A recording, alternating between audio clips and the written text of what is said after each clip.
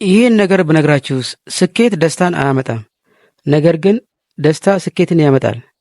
በዚህ ሩጫ በበዛበት ዓለም ለዓላማችን ስንሮጥ፣ ለገንዘብ ስንሮጥ፣ ለስልጣን ስንሮጥ ብዙ ጊዜ መሰረቱን እንረሳዋለን። ዛሬ ስኬት ከዛ ደስታ የሚለውን እንገለብጠዋለን። እስቲ እናውራ እንዴት ደስታ የስኬት ውጤት እንዳልሆነ፣ ነገር ግን ለእውነተኛ የህይወት ስኬት እንዲያውም መነሻው ደስታ እንደሆነ። ተስፋ ከቆረጣችሁ፣ ስሜታችሁ ከተጎዳ፣ ምንም መሻሻል ካላሳያችሁ ይህ መልእክት ለእናንተ ነው። እስከ መጨረሻው አድምጡት። ቅድሚያ ለስኬት የሚለው ተረት ከምን መጣ? ከልጅነት ጀምሮ ምንድን ነው የተነገረን? ጠንክረህ ስራ፣ ጥሩ ውጤት አምጣ፣ ጥሩ ደሞዝ ያለው ስራ አገኝ፣ ከዛ ደስተኛ ትሆናለህ።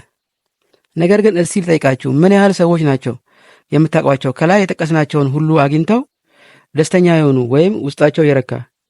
የዚህ ሁሉ ምክንያት ምንድን ነው ካለን ስኬት የመጨረሻው ግብ ይመስል እሱን ማሳደዳችን ነው። ከተሳካልኝ በኋላ የመጨረሻው መስመር ላይ ደስታ ይመጣል ብለን ስለምናስብ። እውነታው ግን ስኬት ያለ ደስታ ማለት በጣም በሚያምር ሁኔታ ዲኮር የተደረገ እስር ቤት ነው እና በሚሊዮኖች የሚቆጠሩ ሰዎች እዛ ይኖራሉ። ሳይንሱ ምን ይላል? አንድ በሃርቫርድ ዩኒቨርሲቲ የተጠና የሳይኮሎጂ ጥናት ያሳየው ጠንካራ መረጃ የሚከተለውን ነው። መጀመሪያ ደስተኛ የሆኑ ሰዎች የተሻለ አፈጻጸም አላቸው፣ የተሻለ ሪሌሽንሺፕ ይገነባሉ፣ እንዲሁም የተሻለ የረዥም ጊዜ ስኬትን ይጎናጸፋሉ። ደስተኝነት ፈጠራን ይጨምራል፣ በምንሰራው ስራ ውጤታማነትን፣ ጽናትን ይጨምራል። በሌላ አገላለጽ አእምሯችን እስከ መጨረሻው ጥግ ድረስ ፐርፎርም የሚያደርገው ደስተኛ ስንሆን ነው እንጂ ስኬታማ ስንሆን አይደለም። ስለዚህ ደስተኝነት ስኬትን የሚፈጥር ከሆነ ታዲያ እንዴት ነው ደስተኝነትን የምናሳድገውና የምንለማመደው? እነዚህን 4 ጠንካራ ልማዶች ዛሬውኑ በመጀመር እና በመለማመድ። አንደኛ ምስጋና ነው። በየቀኑ ስለምታመሰግንባቸው 3 ነገሮች ጻፍ።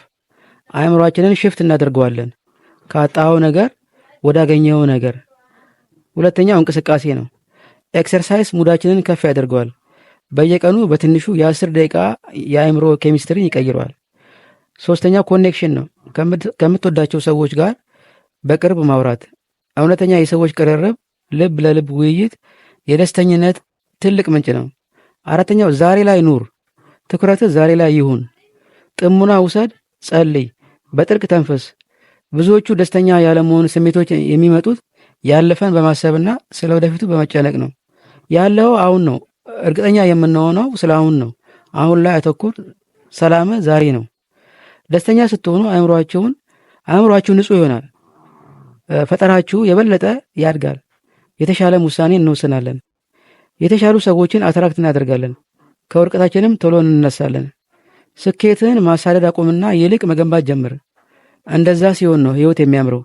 ጫናዎች እየደበዘዙ ሲሄዱ በምትኩ ደስታ ይተካል። ስለዚህ ዛሬ ስኬታማ ከሆንኩ በኋላ ደስተኛ እሆናለሁ የሚለውን ሐሳብ አቁም። አሁን ደስተኛ ሁን፣ ስኬት ይከተላል። ይህ መልእክት ጠቃሚ ከሆነ ዝም ብላችሁ አትለፉት። በጥልቅ ተንፍሱ፣ ፈገግ በሉ፣ ደስታን ምረጡ። በትንሹም ቢሆን ዛሬ ይህ የመጀመሪያችሁ ይሁን።